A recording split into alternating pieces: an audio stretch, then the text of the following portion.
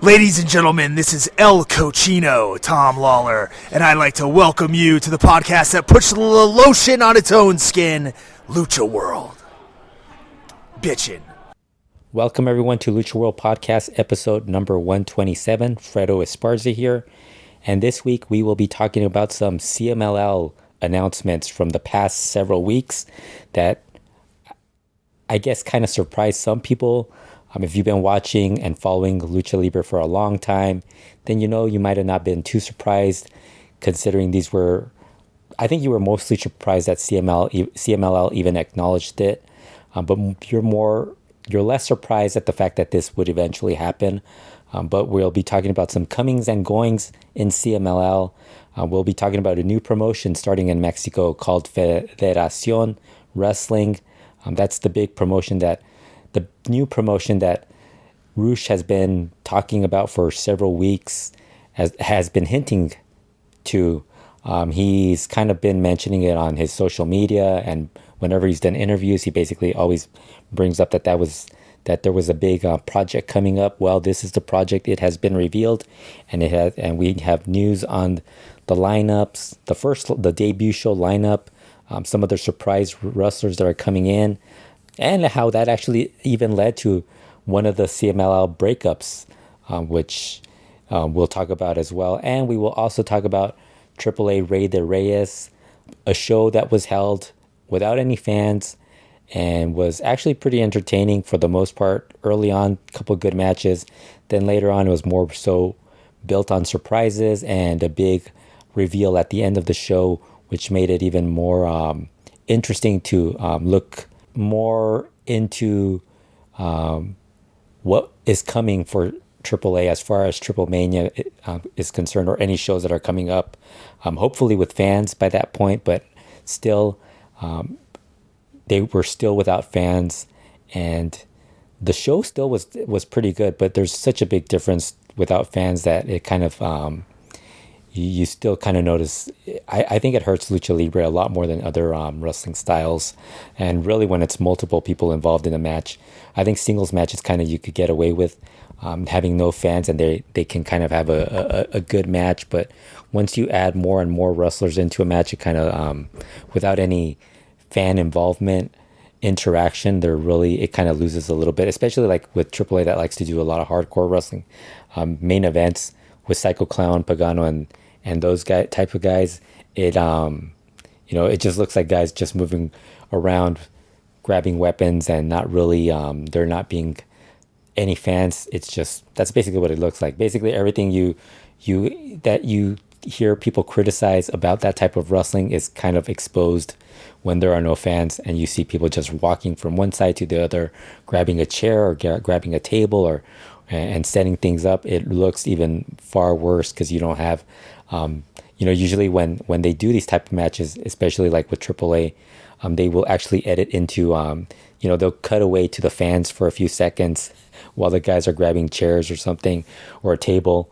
And in this case, they really couldn't. So it makes it look a little weirder. So hopefully at some point we'll have some fans. But those are some of the big topics we will be talking about on this week's show. But before we get to that, I want to talk about a little bit of news. Got to send out some positive vibes and keep your prayers for, say some prayers for Cassandro, who recently underwent surgery this past Friday for a brain embolism. They sent out a statement in both English and Spanish reporting that what had happened to Cassandro this past Friday. They are saying that surgery went well. Really hard for Cassandro, considering he's had several health issues, and if you've seen, I think if you've seen his documentary, you'll see that he actually has had other personal issues over the years that he's dealt with, and this is another one. But he always fights back, which is one of the good things about Cassandro, and hopefully this is just something that he'll have to fight through, and he'll be able to recover. So yeah, send some positive vibes out to Cassandro. Also, in Mexico, Pasión Cristal and Jesse Ventura were verbally and physically abused by an Uber driver who didn't approve of their sexuality. As everyone knows, Pasión Cristal and Jesse Ventura are exóticos, and they're actually homosexual, openly gay. So I mean, obviously they weren't hiding anything, and for whatever reason, this Uber driver took offense to. I mean, I guess obviously being homophobic, he wasn't pleased. He wasn't pleased to drive them. I have no idea. You would think, 2021, being an Uber driver, that's part of the job. You're gonna drive, a variety of people, not just, you can't pick and choose who you're going to give a ride to. It's going to be different ethnicities, different religions, political views, sexual preferences. And for whatever reason, this guy got offended over Pasión Cristal and Jesse Ventura getting in his car. Jesse Ventura, the Exotico, streamed part of the incident on her Facebook account. She later also mentioned that the police got involved and said, and sided with the Uber driver. And now Pasión Cristal and Jesse Ventura are trying to get the Uber to drop the charges against them and direct them towards the driver. Ventura even mentioned that they had some of their money. Actually, I think they had all their money stolen, and a few other things. She was able to get her phone back, so it wasn't nearly a complete loss for them, but it was still a very scary incident. They not only the whole fight with the Uber driver, but also the fact that the police sided with him. Jesse Ventura even posted pictures of the marks, the bruises that she suffered from the altercation with the Uber driver on her Facebook page. You could see them on there. It's a scary incident. Very unfortunate that this happened, and it's sad that there's still a lot of this still existing in the world. Jesse Ventura talked about how it's not just the physical part that hurt her, but also the mental side of things, where she said she was very emotional and felt like a little, felt very sad about what happened, and it you could tell from what she wrote. And of course, being a luchadora, an exotico, a wrestler, much like if you've followed El Dandy, Jesse Ventura also follows the rule of typing everything in all caps, which I could understand, just because the maybe unlike El Dandy, Jesse Ventura had a reason to type in all caps, because she was writing about an incident that was very serious, and fortunately they came out of this alive. Most importantly, because it could have been a far worse incident. And hopefully they can get this resolved, because I don't think it's right what happened. Hopefully Uber does side with them and decide to fire this, or actually terminate the partnership with the Uber driver, that because obviously they're independent contractors. So really it's more of just, I guess, firing them. I don't know how that works. And we've seen this a lot. Like I've seen a lot of not just Uber drivers, where this happens with the Uber driver being the person causing the incident. Usually, sometimes it's the passengers leading to causing the incident. So I don't know. It's kind of weird. I've been fortunate. The times I've used Uber or Lyft, I've picked they've sent me some pretty decent drivers, people that I can at least, I know I'm not too worried about like dealing with them. But you never know. Like I said, Jesse Ventura posted the picture of the Uber driver also. So that's probably why I also kind of think maybe they shouldn't have gotten in the car. The guy kind of looked shady. But hopefully this is just a one-time incident that happened for Pasión Cristal and Jesse Ventura, especially if they're going to continue to use Uber or any type of ride-sharing option, because it's pretty scary that this happened to them. Very unfortunate. So we should talk about CMLL, which had a pretty crazy couple of weeks with a lot of statements and a few departures and some news. For whatever reason, CMLL, I think the last podcast I did was talking about the CMLL show, the Copa Junior VIP show, where Bandido and Volador Jr. had that amazing match on that show, and you kind of thought that was a really good way to end in a high note that event, and then you were kind of hoping that because I mean, even Bandido after the show kind of said that he was looking forward to wrestling other people in CMLL. He was kind of excited about that, and people were really, I mean, just off of that, watching that match, you just thought of the possibilities of Bandido versus, Nero Casas, Titan, again, Ultimo Guerrero in some capacity, maybe as a tag team, Carbonario when he eventually returned full time. The possibilities, I mean, it's not as endless as other places, like what you could get on the independents, but there was at least some options. Caristico, another one. But it's like, for whatever reason, anything that's good in Lucha Libre always seems to come to an end. And unfortunately, so CMLL announces that they and El Bandido had mutually agreed to part ways on April 9th. The belief was that CMLL's issue with El Bandido was the wrestling show that was going to be taking part in his El Bandido Gym grand opening on April 17th, which would include AAA wrestlers including Psycho Clown and El Tejano Jr., and that it would be streaming on El Tejano Jr.'s YouTube channel. CMLL requested that he change the card and replace AAA talent with CMLL talent, which Bandido refused to do, so they sent out this statement about them parting ways.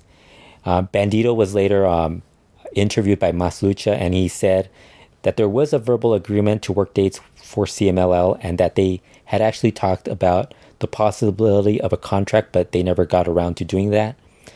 He also said he was open to returning to CMLL if asked. For the most part, on Bandido's side of things, he kind of made it, he kind of shrugged it off, and he kind of talked about how he had a feeling that match with Volador Jr. was going to be the last match he would have in CMLL. But I don't think he was hinting at the fact that CMLL was going to throw a fit over him working with AAA guys. I think it was more of the fact that he, for the most part, someone like El Bandido, the Lucha Brothers, Flamita, Ray Horace, the list of guys, Roosh, Dragon Lee, guys that are pretty much looking to become big superstars in pro wrestling.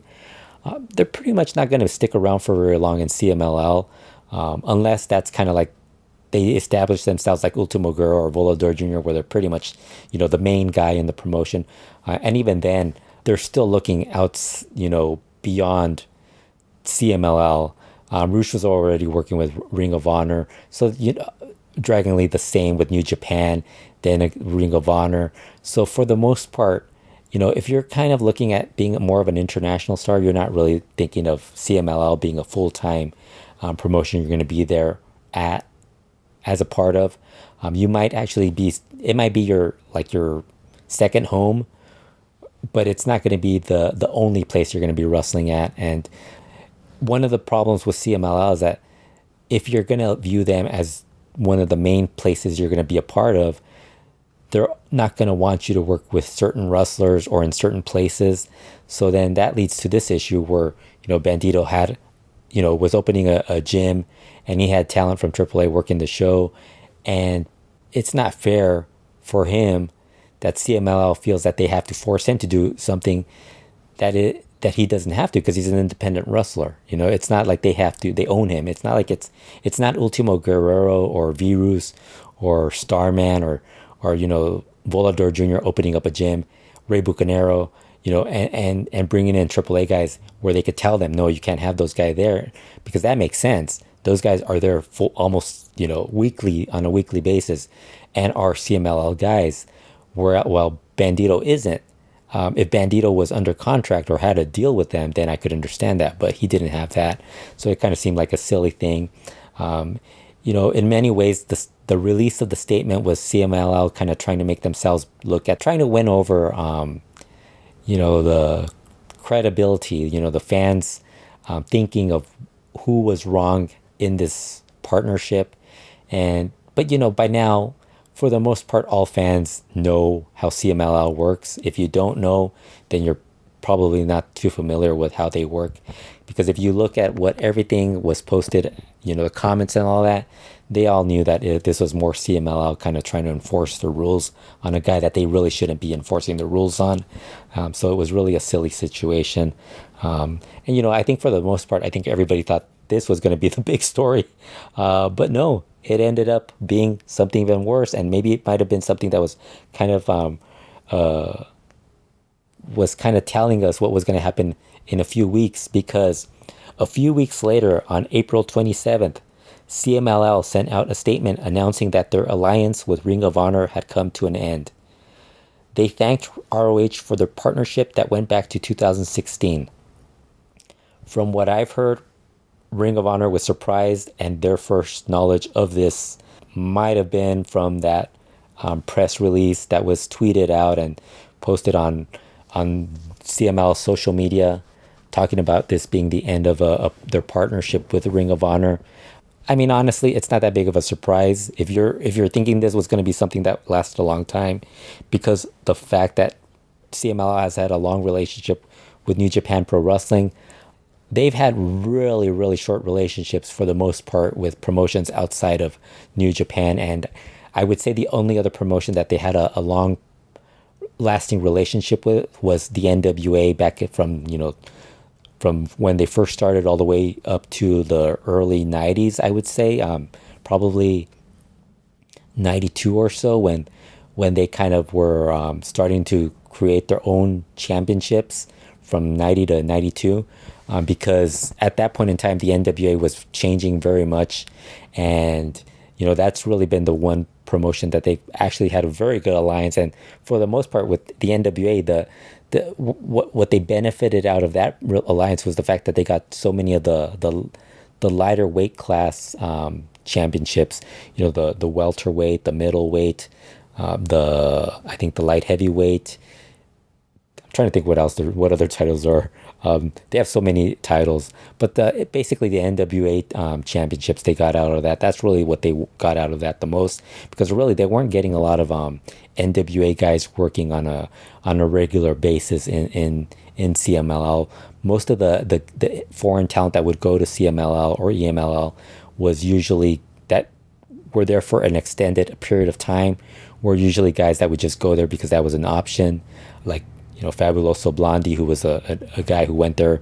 But you didn't get like Ric Flair or guys who were like legitimate full-time NWA guys that were sent in by the NWA. I'm sure they sent a few. I mean, they did send out several. Like Harley Race worked EMLL shows, and there's been other guys, but it wasn't like a continual thing. It wasn't like something where you were getting every year a constant stream of NWA. Like it wasn't like if you were going back to like 1986, you weren't getting like Ric Flair, the Kolovs, Road Warriors, Rock and Roll Express, Midnight Express, Arn Anderson, Tully Blanchard wrestling in Arena, Mexico. That's pretty much what I'm trying to explain. There wasn't this ongoing group of wrestlers that was constantly going. Kind of like, with New Japan, they were getting like, they would get, the guys who were going in on excursions to learn Lucha Libre in Mexico.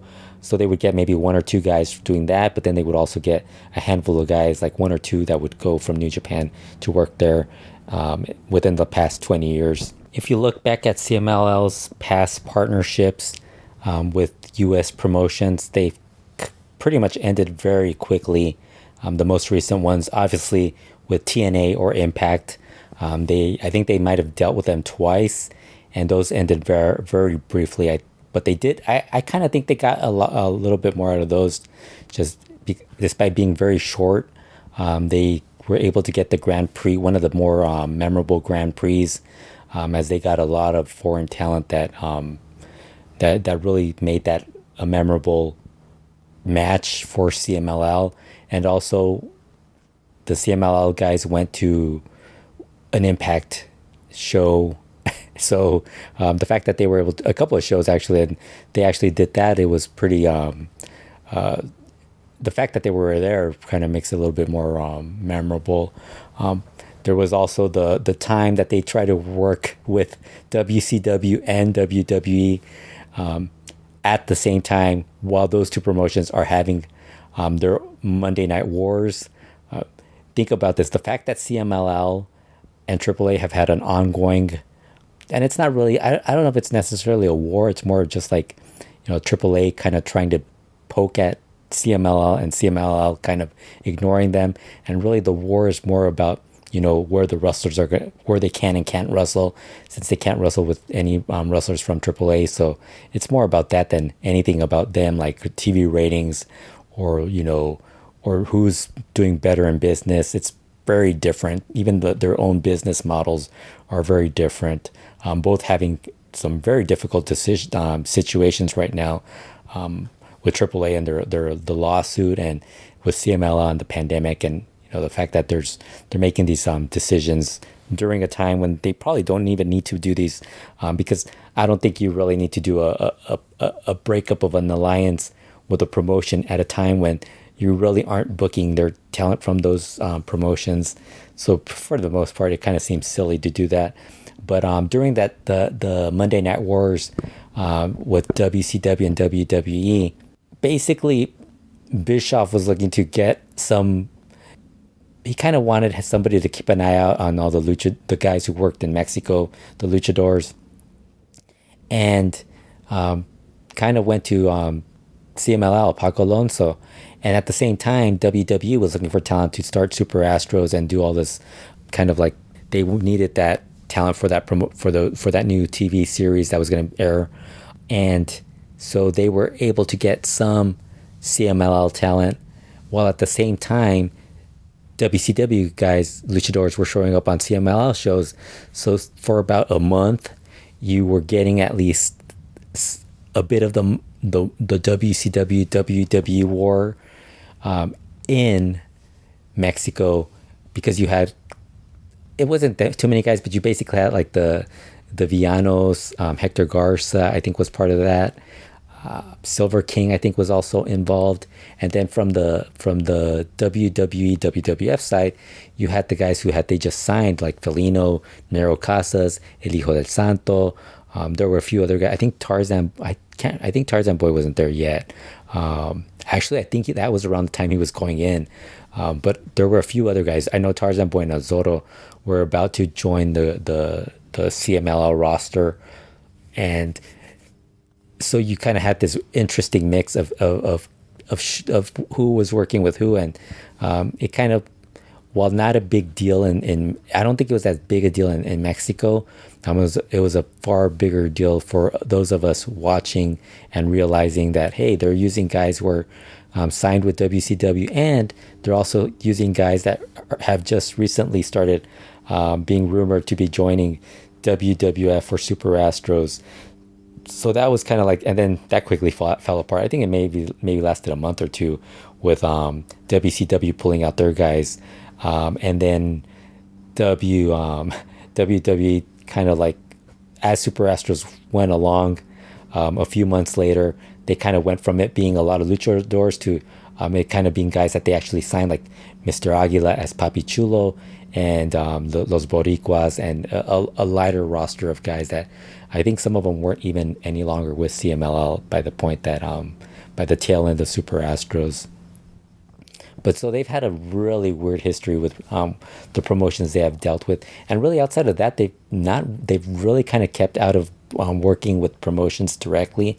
They've brought in American wrestlers that wrestle in America, that are names in America, to work CMLL shows, but usually it was through through somebody that, a friend of a friend that knew this guy, and they would come in.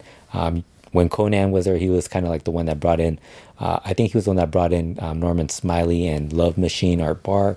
And then, obviously later on, other guys would bring in their guys that they knew from, from their travels to Japan or even the United States. So that's how that would work. But for the most part, they really kind of steered clear from working with promotions, other than their long alliance with New Japan of the, during the 2000s. And I would say before that, they did work for a bit with All Japan Pro Wrestling in the early 80s. That's why you get like La Fiera and Pirata Morgan and a couple of other guys that were EMLL affiliated working All Japan shows in the early 80s. Obviously being two of the luchadors that actually got to wrestle the Tiger Mask version that was done by Mitsuharu Misawa. But yeah, for the most part, CMLL doesn't play too well with other promotions because of the way they think, and also because they're very frugal with how much they're going to pay talent. As far as the partnership with Ring of Honor, I think a lot of fans kind of never really got the full impact of it, just because we never really saw much of it. And really, with Ring of Honor side of things, they found a way to get luchadors without really having to deal with CMLL. For them, well, obviously they were able to talk Rush into joining them, and Dragon Lee later on. But they had already brought in Bandido, who was by that point better than 95% of CMLL's roster, and at this point in time, he is way better than almost everybody in CMLL's roster. And then they brought in Flamita, Rey Horus, obviously Los Ingobernables, Dragon Lee. So they've been able to cover, the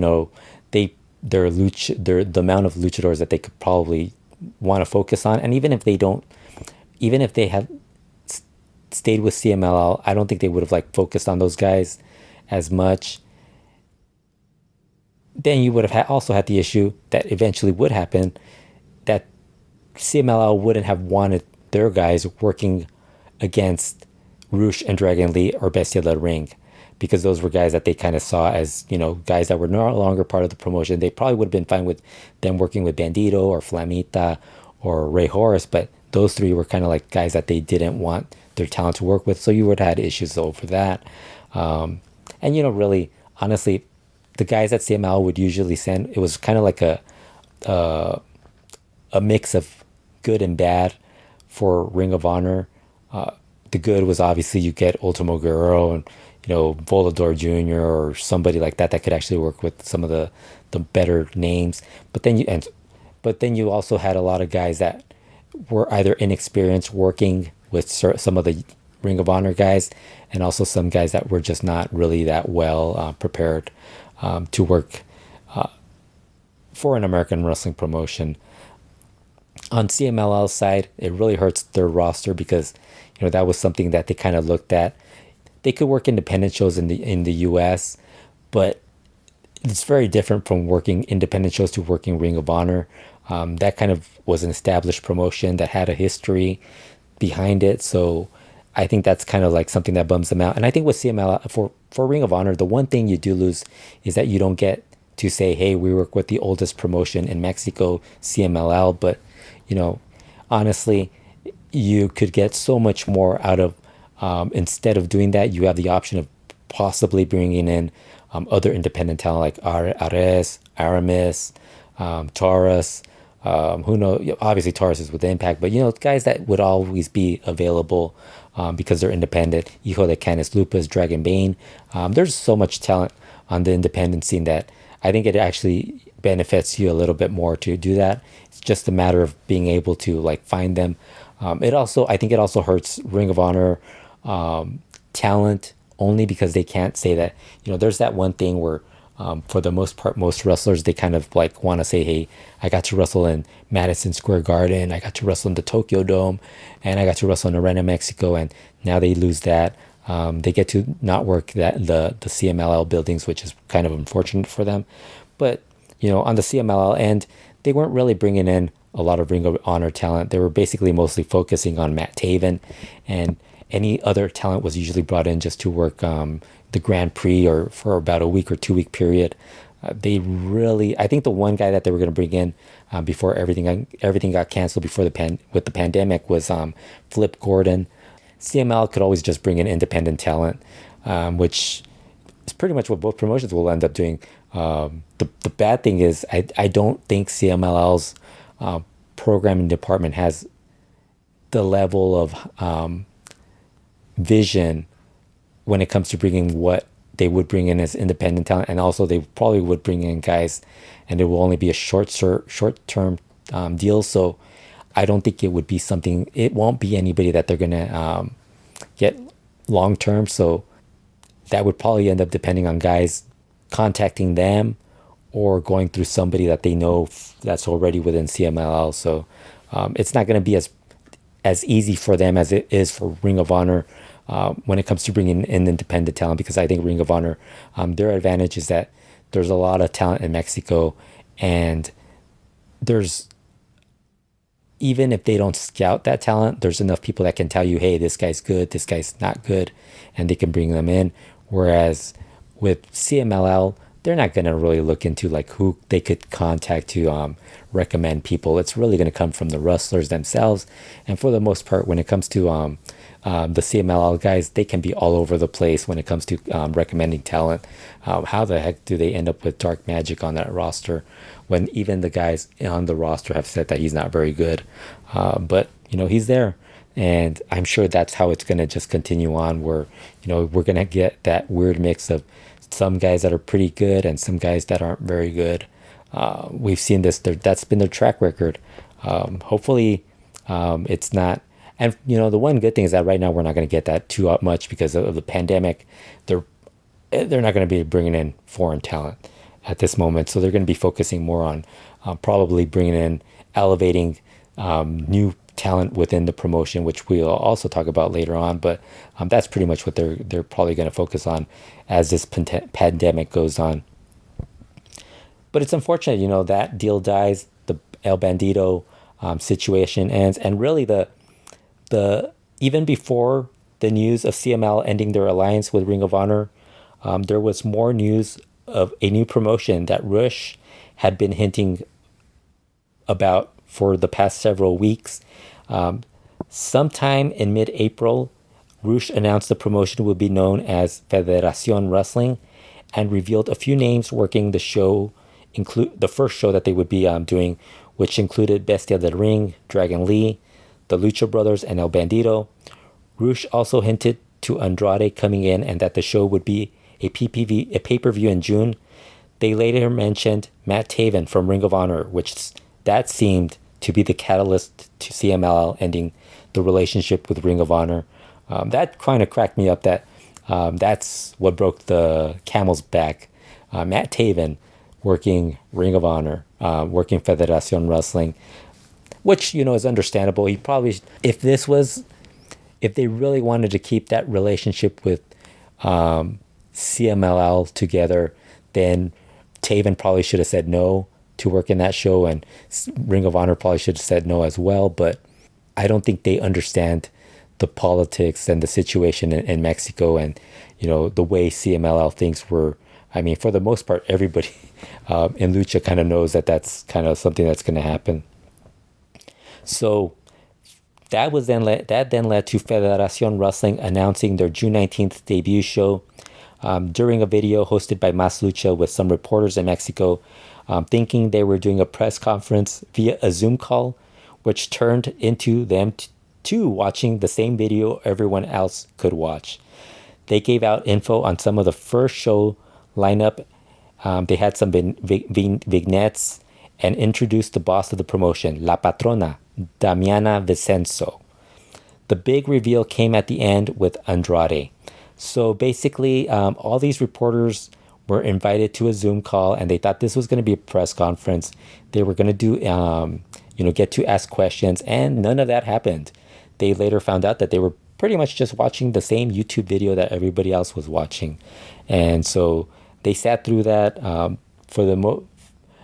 highlight was really that some of the videos had no audio. Some of the skits on there basically were people getting envelopes inviting them to work Federacion Wrestling. I think they're trying to be like a Lucha Underground type of promotion, where they're going to have skits in on the shows. Maybe not, I shouldn't really say Lucha Underground, but maybe an Americanized wrestling promotion, having skits, doing angles and stuff like that. AAA does that as well, but this kind of seemed a little more like they were trying to do, Lucha Underground type of thing. They did announce the lineup.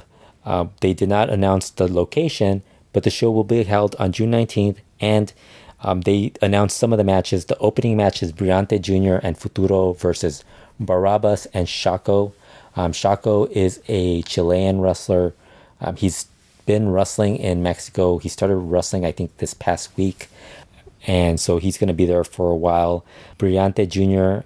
is a relative of Andrade, so that pretty much hinted to the fact that Andrade would probably be working this show.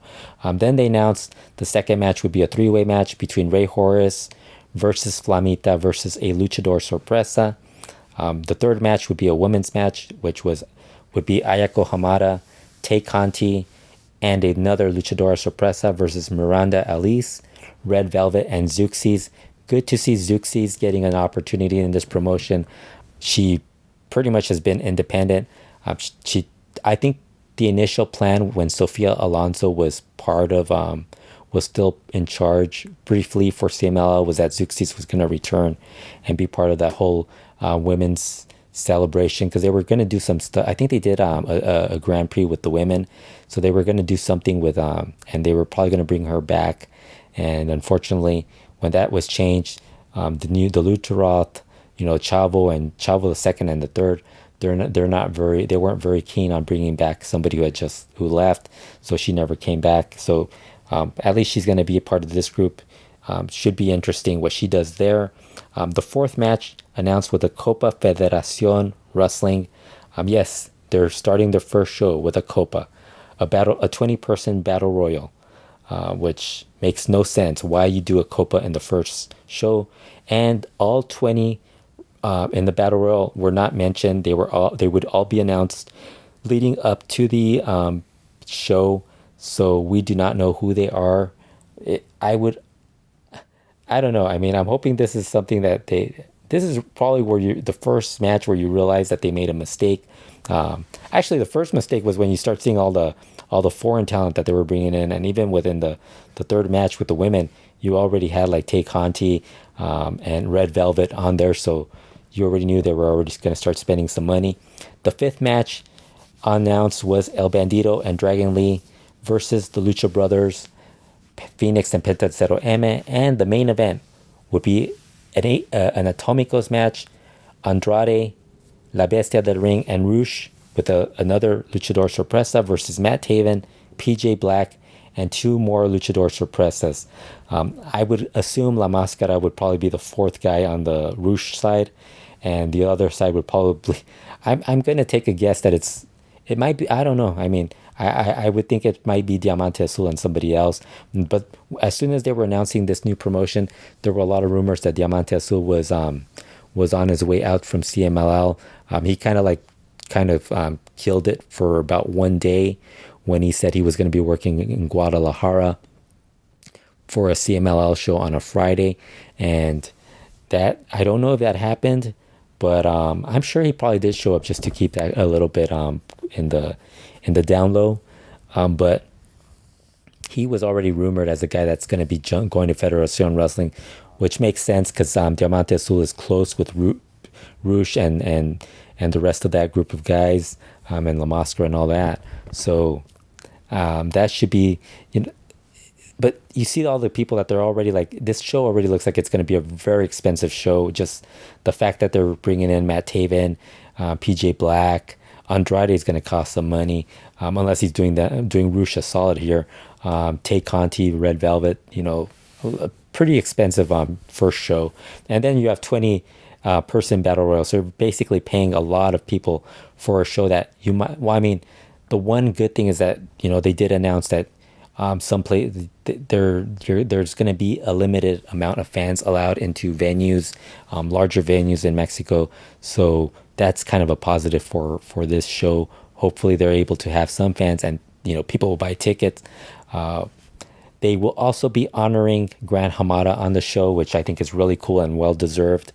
The debut show will be available on pay-per-view for $20 with cryptocurrency, PayPal, or direct deposit as payment options.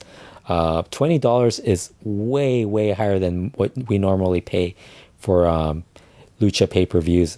I'm trying to think. I think the Viva La Lucha shows were about that price, but those were America shows airing on American, pay-per-view, via cable and satellite. So that kind of is understandable. But as far as being streamed on iPay-per-view, I think the highest I think we've gone to is maybe $15. We might have gone to $20 for like an anniversary or a Triple Mania. But for the most part, they're usually about $9 to $15. So it's kind of interesting that they chose that as the cost. $20 already kind of steep for a lot of fans. If they actually had somebody make the web page, and for the most part, when you're gonna order the pay-per-view, all the information on payment option is information on cryptocurrency. So that immediately, I'm pretty sure, is going to scare off a lot of people. If you click along through it and get to the checkout point, then you'll see the other options include PayPal and a direct deposit. I think that's more so for Mexico. But the Cubs fan found the email that was pertaining to that service, and it really, like, I don't know,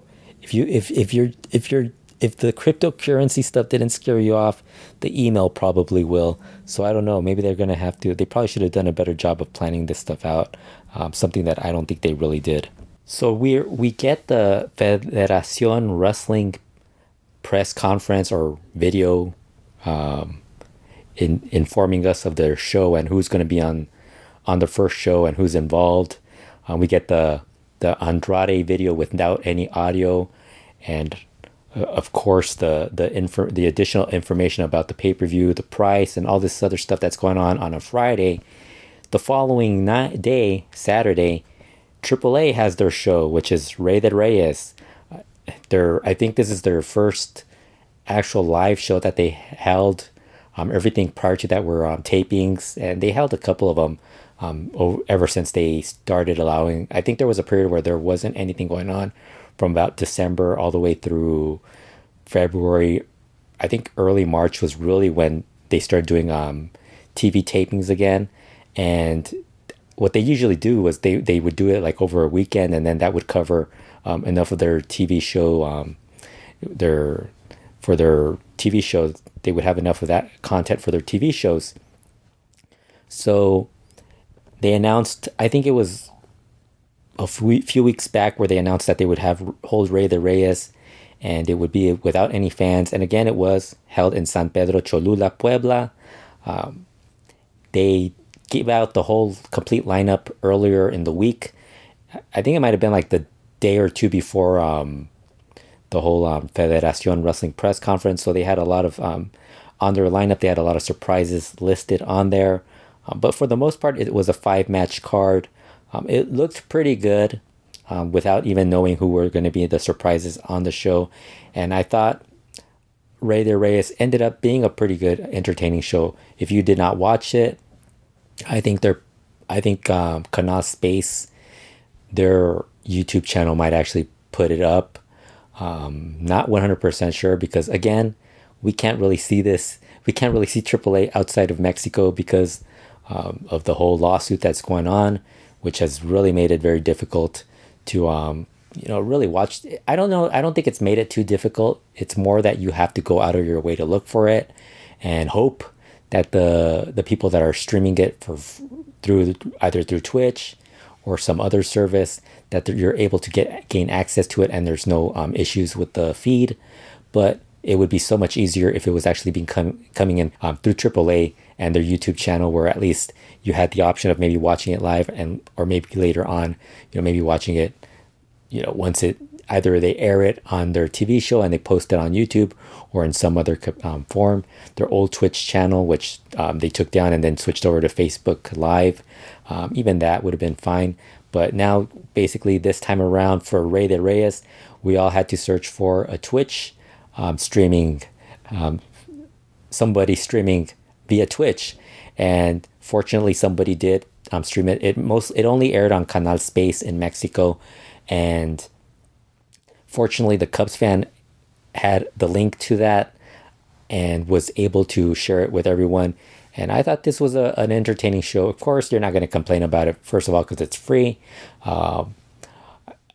Only way I would have complained about it is if it was like it would have been a horrible show that dragged on and on. But this show, basically, I think it started around 5 Pacific time and lasted until 7:30 Pacific. So about 2.5 hours, and really probably could have gone a little bit less, because obviously they aired commercials. It airing on a TV network, they had commercials. So if they got rid of the commercials and really some of the talking portions, they probably would have been able to pull this off. Felt more like a 2-hour show, and unfortunately even that may have hurt one of the matches where you kind of really were hoping for a little bit more time for the Rey de Reyes match, because for the most part a lot of guys were eliminated early, and you didn't really get the full feel of what they could have done on that show. At the same time, Rey de Reyes has really their rules for that match aren't very conducive to guys who are primarily they're known for high flying wrestling, and it doesn't help when you're basically limited. The rule is throwing guys over the top rope when half, like 90% of the guys in the match, what they do well is actually jump off the top rope. Makes no sense to me.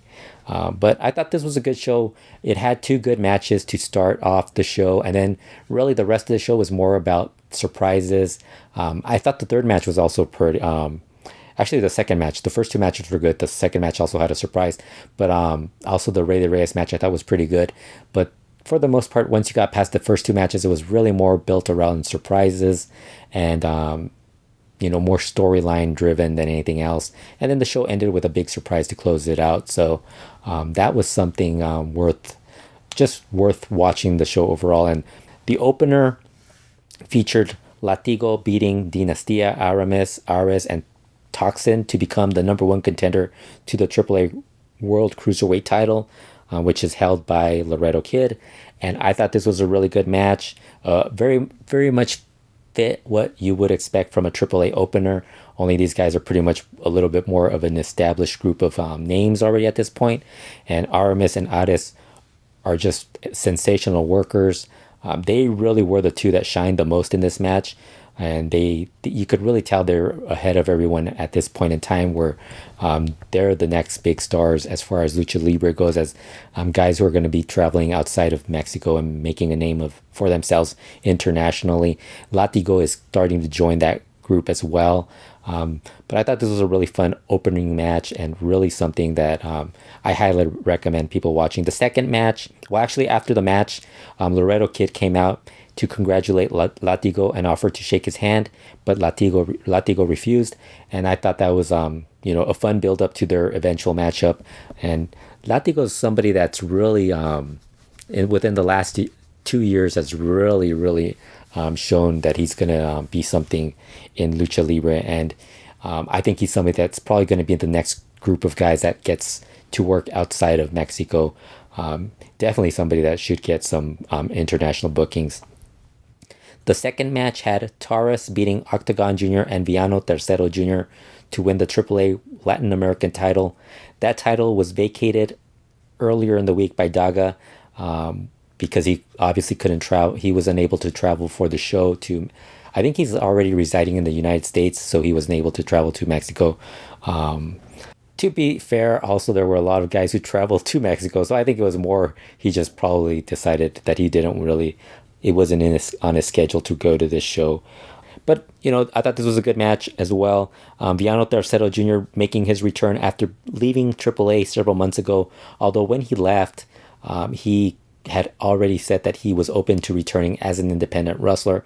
For the most part, a lot of the AAA guys that aren't, full-time are pretty much deciding to go independent so they can actually work other places as well and not have a little bit more freedom where they could work. And I think it's more so done so for being able to wrestle internationally. And Villano Tercero Jr., honestly, he left during a pandemic, which with very limited shows going on, it kind of didn't feel like he had really left as far as I was concerned. But I thought this was a good match. Villano Tercero Jr. got hurt very early in the match, got kicked in the head by Octagon Jr., and he basically was out for about a good portion of the match. But then he made his way back into the match, and he was taking some crazy bumps for this match. For a guy who got kicked in the head, he was taking some crazy bumps. At one point, he almost hit one of the lights that's on the entrance, and it was interesting to see his performance. Very talented wrestler, so it was interesting to see him make his return and what he was doing afterwards. Octagon Jr. and Taurus, like I said, carried most of the match, and they were very good throughout. Taurus is at a whole different level, and really cool to see him win a title and get. Hopefully, this means he's gonna have a pretty good run with AAA.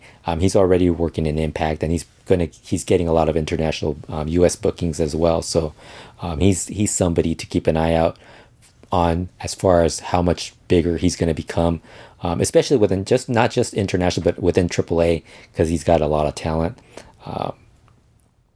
After that match is really when you kind of saw a bit of a decline in terms of the match quality, and really saw more of a focus on storylines and big surprises coming in.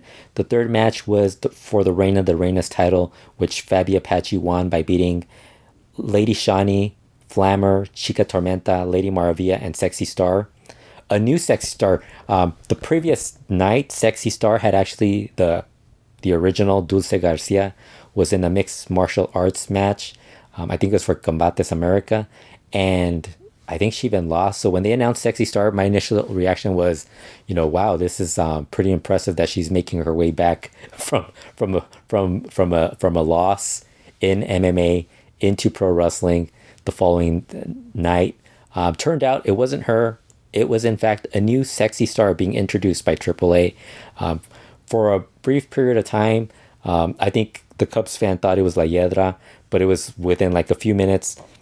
Everybody quickly, a couple of people mentioned that it looked more like Hija de Gatubela, and then those of us who kind of started looking, for me, I kind of spent more time looking at for pictures of Hija de Gatubela to see if it was very similar. And yeah, the tattoo and the braces pretty much matched up, were identical. So that's who it was, Hija de Gatubela, debuting as Sexy Star. And then like the next day, the promotion, Chaos out of Monterrey, congratulated her on her new role in AAA. So that kind of pretty much sealed it.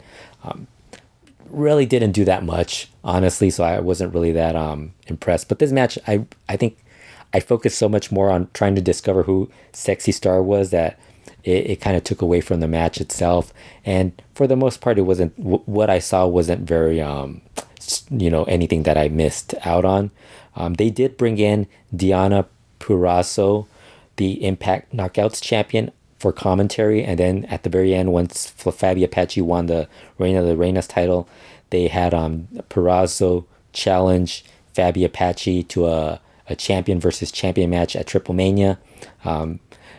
I said this on Lucha Talk, and I've said it, like, I think I even wrote about it on the post covering this. I don't think this is going to be the end of that match. I would be shocked if AAA did a singles match. I wouldn't be surprised if they tried to get the AEW women's champion on the show, make it a three-way, or maybe even add more women into the match from AAA or Impact, because that's AAA. It's possible they have a singles match, but for the most part, I would say it's 50-50 that it's this or it's something else. After that match, we got Laredo Kid winning the Rey de Reyes sword. He beat out Tejano Jr., Murder Clown, Aerostar, Drago, Abismo Negro Jr., Hijo del Vikingo, and Mystices. I thought this was a good match really towards the end with Laredo Kid and Tejano Jr. I thought they did a really good singles match, but the Rey de Reyes portion of the match kind of felt like it was a little rushed.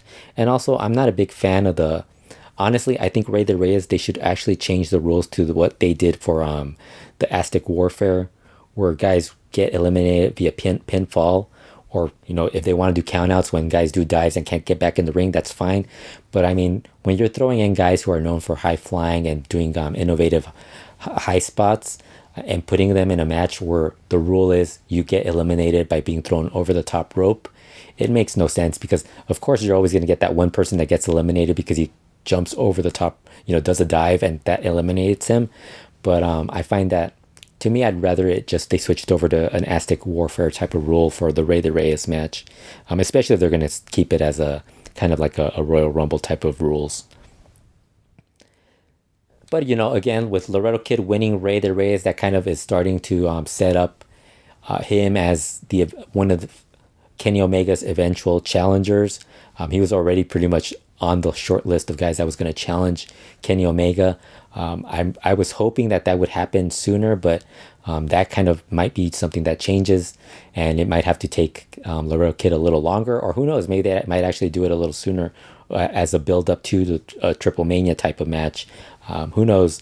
But they definitely have to do Omega versus Laredo Kid, since it's something that that's kind of like in the works. And obviously there's so many other guys you want to see Kenny Omega work against within AAA. The main event, Pagano and Psycho Clown versus Chessman and Sam Adonis, ended in a no decision. Here, the big surprise was Sam Adonis joining AAA.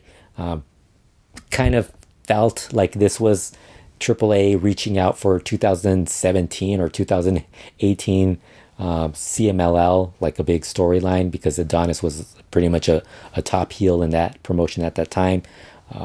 And obviously that's what ends up happening, because that the post match, or the post big storyline at the end, or the storyline that came through this match was, obviously Sam Adonis is a part of a new faction.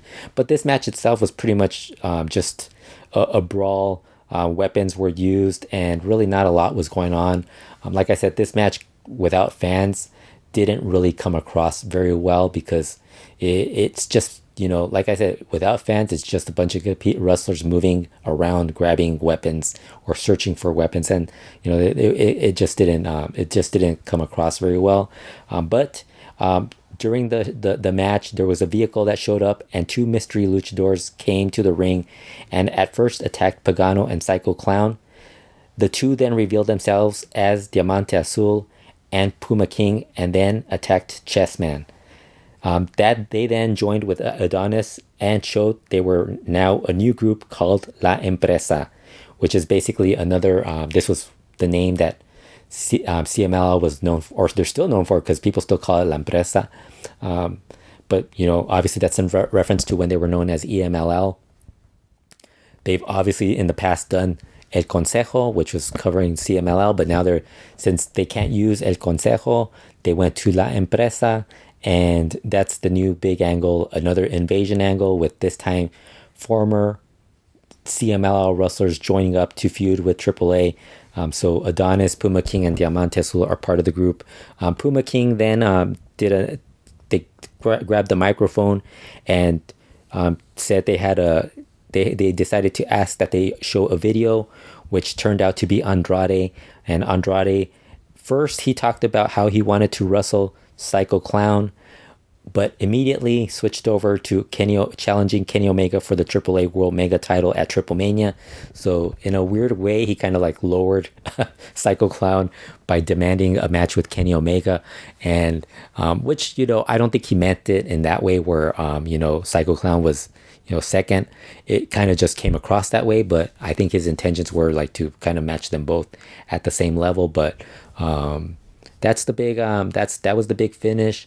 The new faction, La Empresa, pretty much it's kind of like what they did with El Consejo, only the biggest difference I think is El Consejo, when they came in with Tejano Jr., Toscano, and I think Rey Escorpion was with that group. I don't know if he was there originally, but he definitely was part of that group later on. And then Cemental was also in the group, who's now Black Taurus.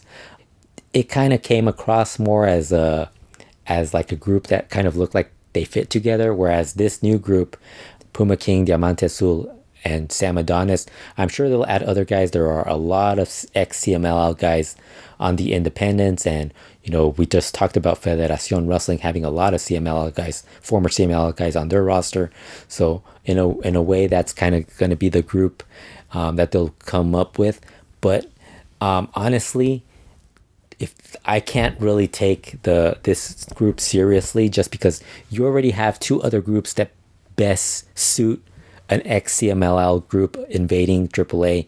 Obviously, the first group would be Los Ingobernables. the main the leading the actually almost all of them are available. Like if they really wanted to do something and they wanted to reach out to Marco Corleone, he'd still be available. But the original group with Andrade, Rush, and La Mascara, they're all out there as independents. They would be like a far bigger deal than these guys. And then you also have Bestia del Ring, Dragon Lee. Like I said, Marco Corleone is also no longer in CMLL, kind of retired. Who knows? Maybe he would be willing to work with, come back for a run with these guys. Rey Scorpion's out there as well. But then you also have the second group that I also think is more CMLL, ex-CMLL guy, centric than these guys, and that's Tejano Jr., Rey Scorpion, and Taurus as Los Mercenarios. So really, I mean, to me, it just doesn't really make sense to do another group called La Empresa and then just have three other guys that aren't really. I don't know. Like, to me, it just adds more to the confusion. You're kind of You're starting to turn it into like an A team, a B team, and a C team, pretty much like the NWO was. Even though these groups aren't affiliated with each other, but knowing AAA and Conan's booking, they usually tend to like form a super group once they introduce a smaller group for whatever reason, and that ends up being a super group. So then all of a sudden the other groups end up kind of losing a little bit of their luster. So then the one big group ends up being the one that everybody kind of like thinks of. But I'm not a big fan of this angle. It's different though, and it's something worth trying, but I'm not sure I'm really that into it. It's a thing for AAA to do. I think what's going to end up happening is that they're just going to, if they can't get the full Ingobernables guys to work full time or come in and work shows, then they'll have at least a combination of guys that can come in and do that gimmick. And, honestly, for the most part, most of these guys, aren't going to have to worry about there being any ramifications about CMLL banning them, just because for the most part, most of these guys are either A, not coming back, or B, are out of CML's price range as far as them returning. Like, honestly, when Andrade left WWE and they were talking about places he could go, and he kind of brought up CMLL, the odds of CMLL bringing him back from the very beginning is very slim. I wouldn't be shocked if at some point he would come in and do some appearances and maybe down the road work a few more shows with them. But right now I kind of think that he's kind of focusing more on being an international star and being in the restricted CMLL world. It would be almost impossible for him to work these dream matches that he could work with with Kenny Omega and all these other guys, or be part of Rush's new vanity project, I guess, because that's what that Federacion Wrestling group kind of looks like. It looks like it's going to be an Ingobernables inspired group more than anything else. And also, like I mentioned, Diamante Azul left CMLL. He's already appeared in AAA and IWRG. He actually was in the final of the Rey del Ring. Him and Hijo de Canis Lupus were the finalists in that. And, so Diamante Azul kind of just said that he was just looking for something different, something new. Didn't feel that he was getting much of an opportunity within CMLL. And honestly, I think for the most part, he spent a lot of like the later years of his run with CMLL were usually him going on trips to France.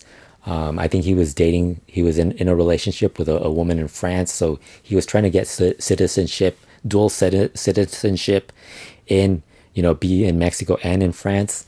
And I think that, along with the injuries he was I think he suffered a couple of injuries, and then he also gained some weight. You could kind of tell that the writing was on the wall that he wasn't long for that promotion, especially when Rush and company left. Once that group of guys left, that was really the group that he was closest to. It kind of defeated the whole purpose of having him there. I'm sure CMLL at some point will debut a new Diamante Azul. I made a joke.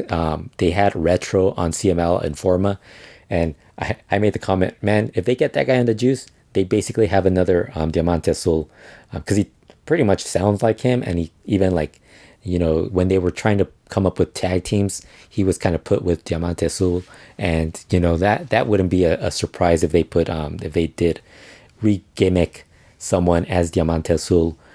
Diamante Azul on the Independents has already changed his name, where it's now DMT Azul, which kind of gives you the hint of it being Diamante Azul. Pretty much he did what LA Park did, where he just took the La Parca and just went LA and then Park. I think at one point he actually had a hyphen and an A, capital A, to make it LA Park A, but he switched it over to LA Park. So Diamante Azul has left CMLL. I will not miss him being in CMLL because honestly, I think I can tolerate him more on the independent and AAA scene, just because he's not going to be working the same trios matches that he was accustomed to in CMLL, and that kind of like just dragged a lot.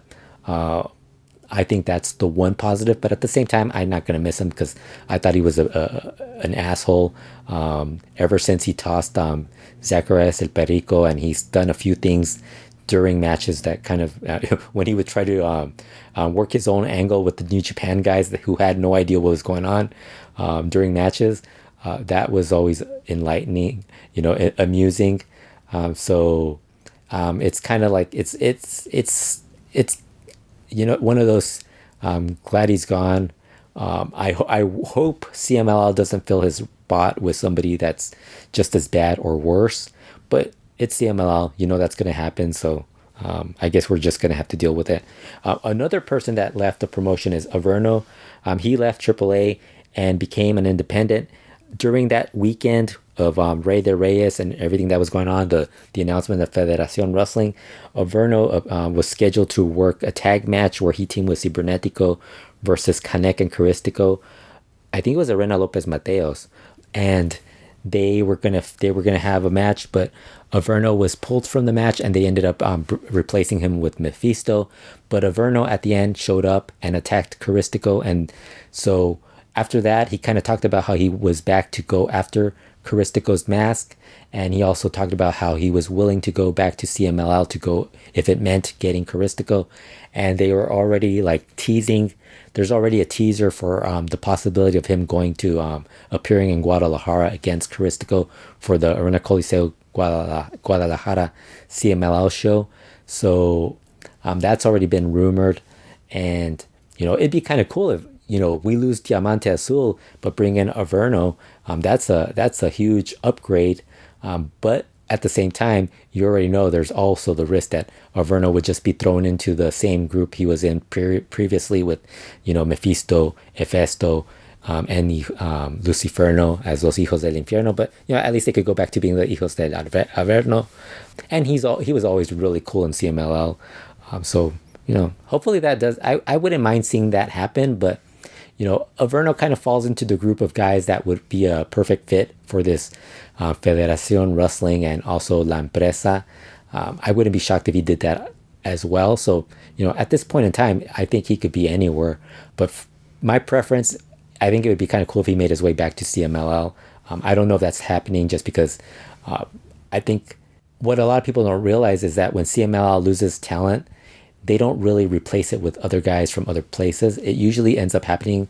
What ends up happening is that they end up just replacing it with new talent that was training there. So, in the last couple of weeks, we're seeing like Cachorro, Lagunero, Blue Panther's youngest son, and Los Gemelos Diablo also scheduled for their debut. So you're starting to see those guys, because right now CMLL needs even more talent, just because we don't even know what's happened with some of the guys who haven't shown up recently, like Fuego.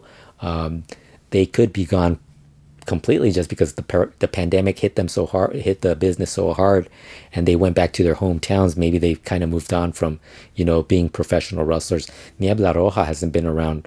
I think he's been in for a few tapings, but he hasn't been around as much as he was previously, because he's splitting his time living in the United States and Mexico again. So he's got family in the United States. The other big news for really, this is for all of wrestling, but it's more so in all of wrestling in Mexico, but it's more so for CMLL, is that fans are returning to Arena Mexico starting on May 21st. they actually announced a show for that, which actually even looks better than some of the pay-per-view shows that they showed over the past year. They actually don't have. I would say like it's possible that every single match on that show could be pretty good, other than the women's match. The women's match doesn't look as promising, but everything else kind of looks really solid.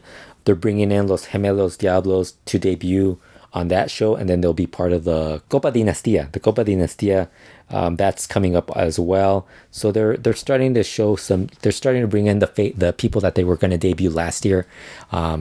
I think it was Gemelos Diablo and Cachorro Lagunero who were the three that were mentioned as possibly debuting last year. So they're kind of starting to come in for this year.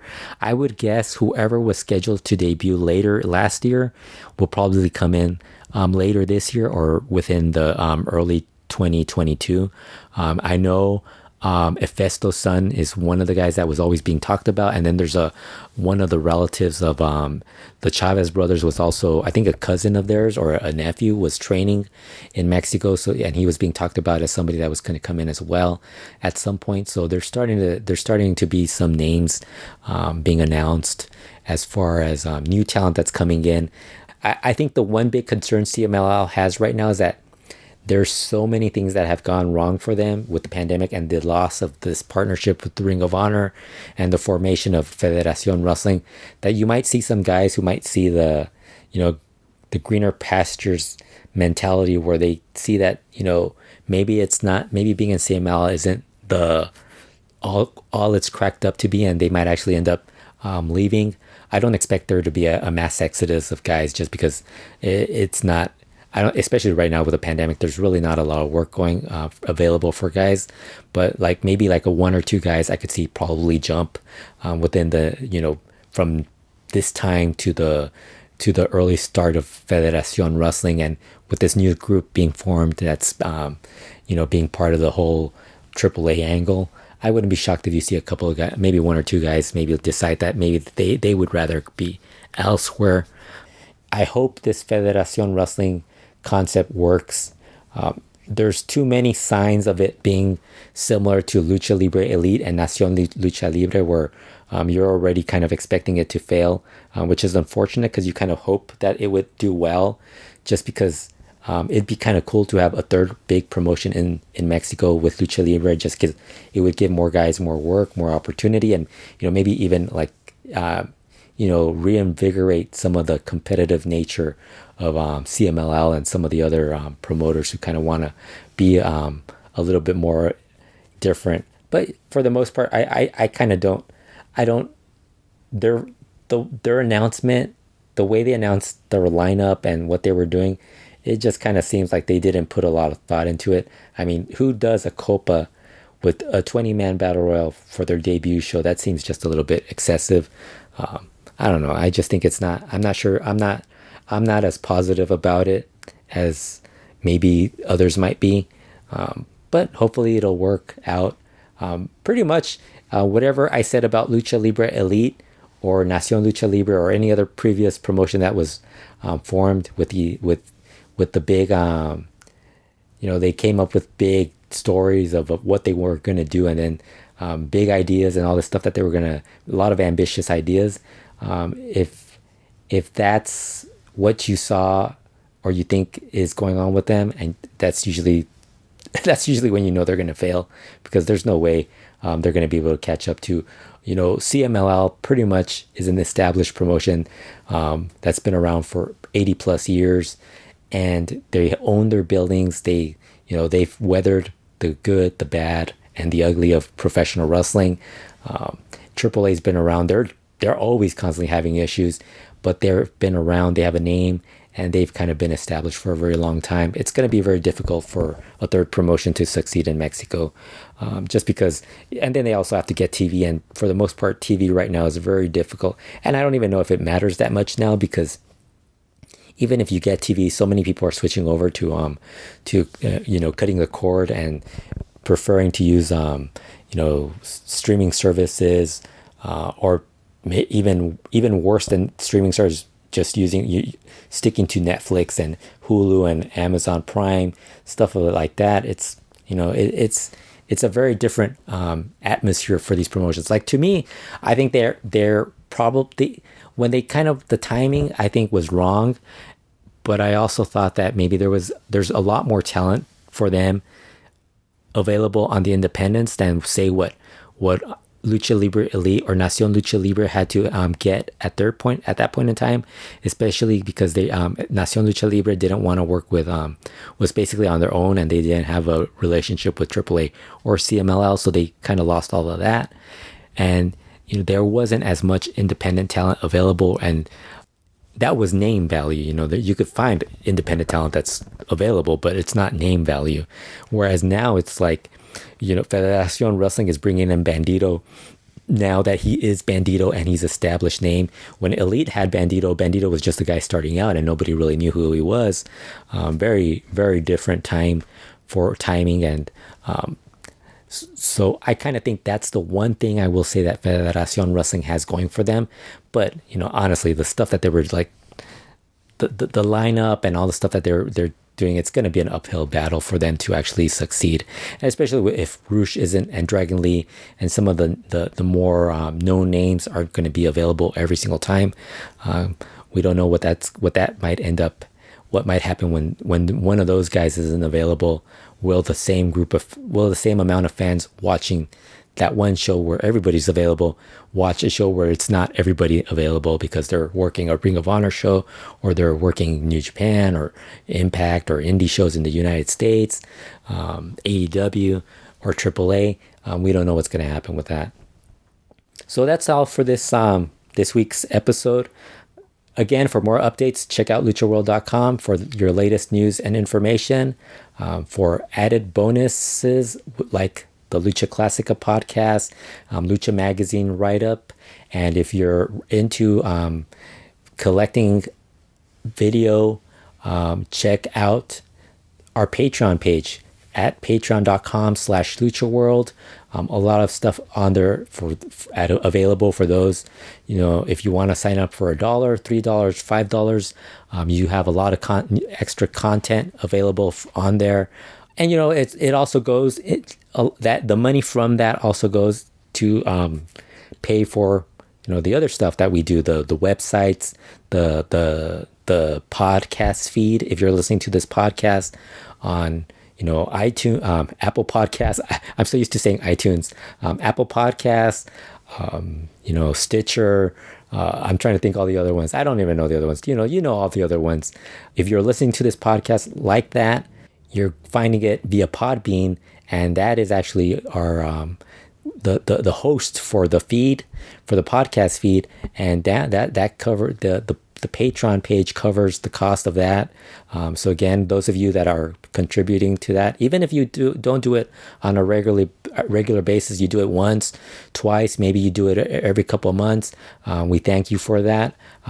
Even if you've done it in the past and haven't come back and done it again, we thank you for doing it. That what you contributed helped keep this not only the LuchaWorld podcast feed going, but you're also keeping LuchaWorld.com and RetroWrestling.com alive. I also have the YouTube channel, Retro Wrestling's YouTube channel, where we, you get this podcast available on there on YouTube, and you also get some Retro Wrestling reviews and other stuff, including my top 10 list that I did for LuchaWorld. I did it in video for YouTube, since a lot of people don't really particularly like to read nowadays, so maybe they'd rather just listen to me tell them who the 10 greatest so-and-sos are in Lucha Libre, be it luchadoras, tag teams, trios, and I will do a luchadors list at some point. Just haven't really had the time to do it. So again, everyone, thank you for your support, and we will be back again with you soon.